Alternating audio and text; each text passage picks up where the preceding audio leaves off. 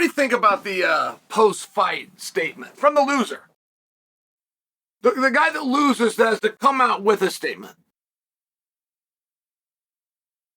Because they're so redundant and boring, and I have a hard time thinking that the fighters even write them.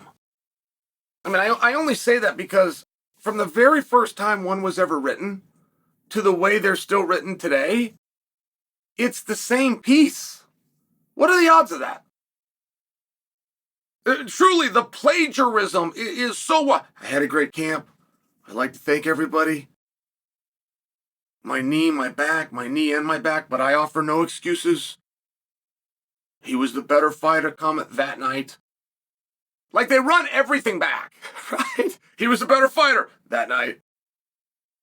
Okay, well, that night just crossed out that he was better, so let's do away with that. I'd like to thank all of my coaches and trainers. Wonderful camp. Had lots of misfortunate things happen, but we worked through them. I always say to embrace adversity. That's all I'm doing. Like they just constantly cancels himself out, and I'm just going line by line. Like, let's start. Well, okay, I had a great camp. What does that mean? And you must understand this from my perspective of how annoying it is. How few of fighters have something called an intrinsic value. Who understand the importance of being the author of your own statement, and they will just take it from other people. I'm catching reporters doing that now. Talk about some guy's 36 years old, but they'll say he's 36 years of age. We don't speak like that, just so you understand. Like you guys out there on the dirt sheets and the .coms that want to talk about how old somebody is, and then you say the number followed by years of age. That is how one person speaks, that name is Conor McGregor. That's where you got that from. But we don't talk about as of age. We say years old. Just catch yourself. I had to live through the era where we were going to run it back.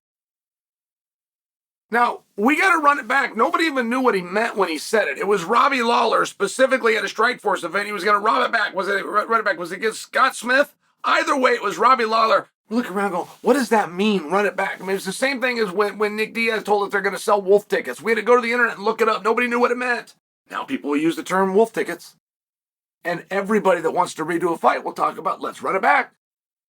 They found out, they associated it as a football term. It's a good term. It works. Robbie said it on TV. Go out there and run with it. I'm only sharing for you. The same thing goes with camp. Camp's for weirdos, just so you know.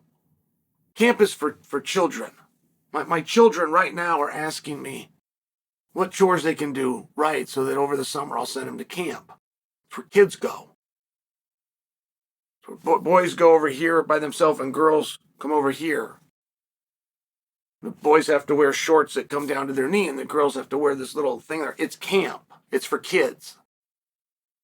Men don't do camp. And if you ever find yourself married with kids, and you camp, and you don't take your wife or kids, you're a dick. Just so you know. Now, camp, of course, is code word for the old lady's driving me crazy. The little brats and her interfere with me and a side piece. I found an Airbnb out here. I can fly the girl out. She can come to a hotel. We can make this whole thing work for 2 months. Just in case there's any confusion by anybody what camp means. Okay. So, once we established that is a boxing term, which was used exclusively for main event fighters that were exclusively in $1 million fights, even boxers didn't have camps. Only main events in multi-million-dollar fights would go off to camp, just so you understand.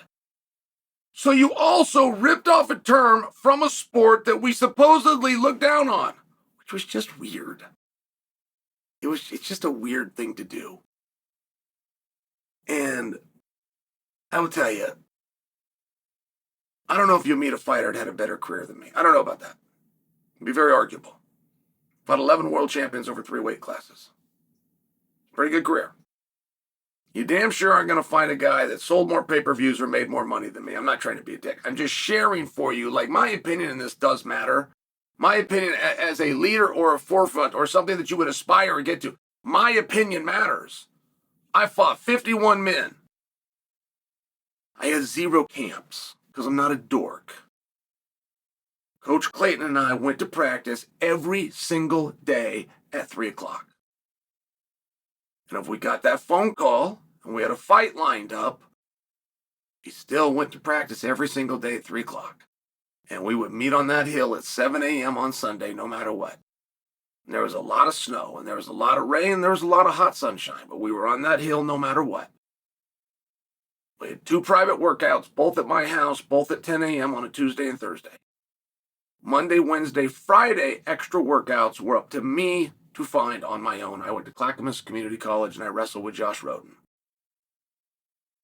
Whether I had a fight in front of me, behind me, 2 weeks away, 1 week away, whether it was a striker of an opponent, whether it was a grappler of an opponent, absolutely nothing in my life changes. And I'm only sharing that with you because to read these guys and then they talk about their injuries and they talk about their boo-boos, I have no idea what it would feel like to feel good. I simply don't know. What would feeling great feel like? I don't know. I don't feel great today. And a lot of that is for prices I paid throughout my life, but I wouldn't know. I watched the NCAA wrestling tournament 2 weeks ago. To win that tournament, you're going to take on the 5 baddest men in America. And you are not going to have warning. You will not know who you're taking on at 6 o'clock. And after that match is done, the next session is at 8 a.m. the following morning. You will not know until after 6 o'clock the previous night who that opponent is. They will weigh in 34 men in a bracket. They got 10 brackets. That is 340 unpaid athletes that have to hit a scale 3 times back to back to back. None missed weight. Wouldn't that surprise you? As a matter of fact, I don't know of a time in NCAA history that somebody missed weight. Would that surprise you? Because your favorite tough guy fighter that gets called on 3 times a year can't make weight. Has an excuse, can't take a fight, not ready. At the NCAA tournament, for free, you will take on the 5 baddest dudes, and you'll make weight 3 times for the honor of doing it. Oh, by the way, while I tell you I haven't seen anybody ever miss weight, I literally cannot think of a single time that it happened at the NCAA. I don't know of anybody pulling out of a match due to injury. I've seen guys with busted shoulders, busted faces, busted knees. I know guys that had to go and get ACL and MCL surgery after the tournament. I don't know of a guy who was forfeited at the NCAA tournament. I'm sure it's happened. You don't have to find it and show it to me. I'm just sharing for you. I'm very good at this and I don't know. So we have these fighters that come out in this cryptic message to tell you about their injuries. Like, let me stop you right there. Let me stop you right there. Your finger hurts, your ear hurts, your back hurts. You don't know what it is in your back. Is it vertebrae? Is it fractured? Is it something with a rib and it's making you, and it's throwing off your sciatic? Like, all of those things would be true for absolutely every fighter in the history of ever. And that's before you deal with a staph infection, of which you better have. I hear people complain about, I had a staph infection, I was on antibiotic. If you don't have a staph infection, you're a wimp. If you're not on a regular basis got a bathroom full of antibiotics to fight a staph infection, you're a wimp. Staph infections grow in training rooms. So you're either not in the training room enough or you have a staph infection. It's that simple. And I'm only telling you that because why would you write it down? You want to know the greatest post-fight speech ever? To this day, the #1 post-fight speech.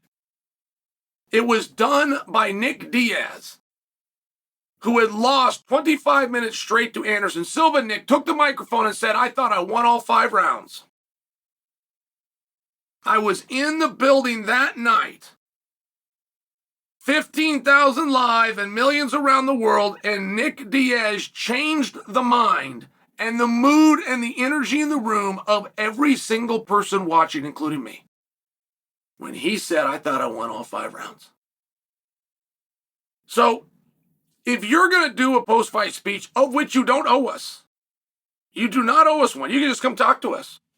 Next time we hear from you on social media, you're taking a picture of a meal that you're having at your after party. You do not have to go and address the fight. But if you do, I encourage you strongly. lie.